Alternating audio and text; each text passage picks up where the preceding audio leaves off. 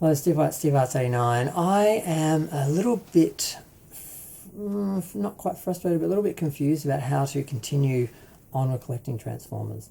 I started collecting the original G1 ones when I was a kid. I never really saw the G2 ones, but I like some of them.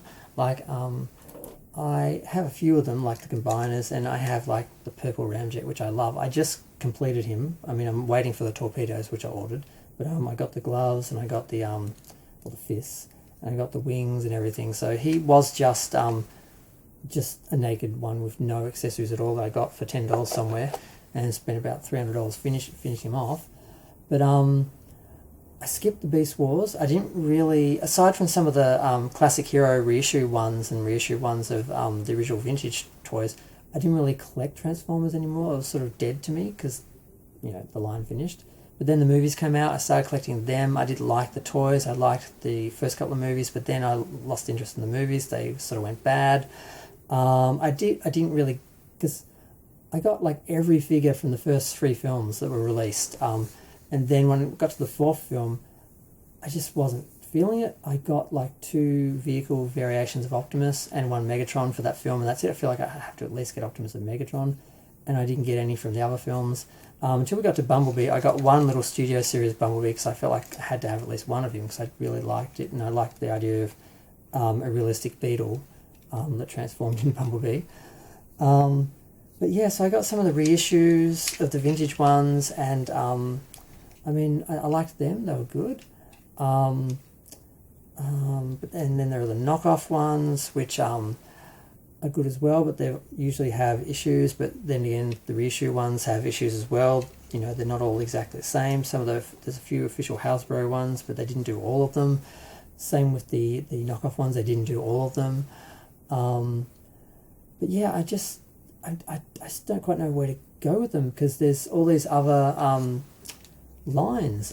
There's the War for Cybertron and Earth Force ones from the Netflix series. There's a Legacy series.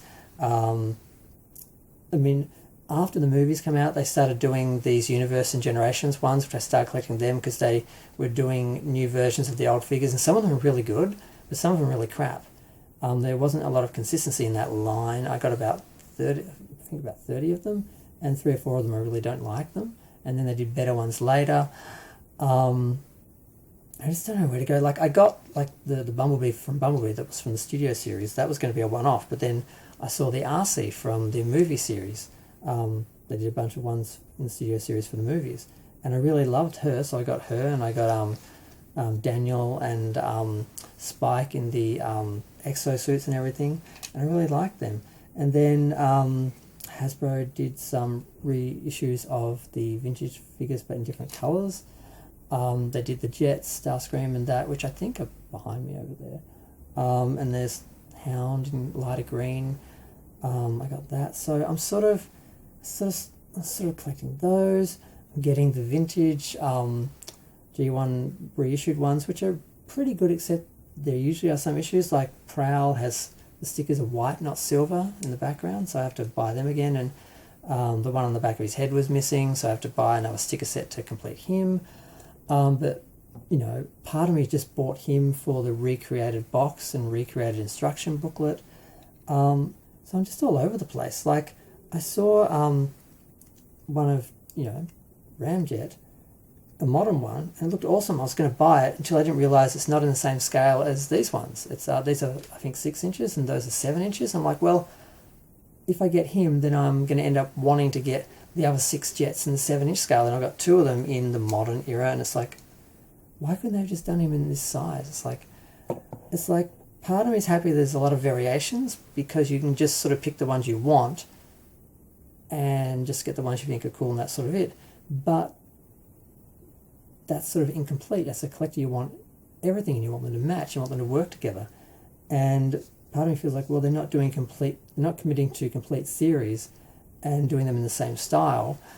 But yeah, just in some ways it's sort of freeing because you don't have to get them all, you can just get 1 or 2. But I don't know if I'm going to be happy with that, and if I'm going to be able to stop at that. So I really don't know what to do. I just sort of want to do a video just expressing that. I needed some YouTube therapy to talk about it for a minute. But I'm also wondering, what other collectors think, and if anyone has any advice or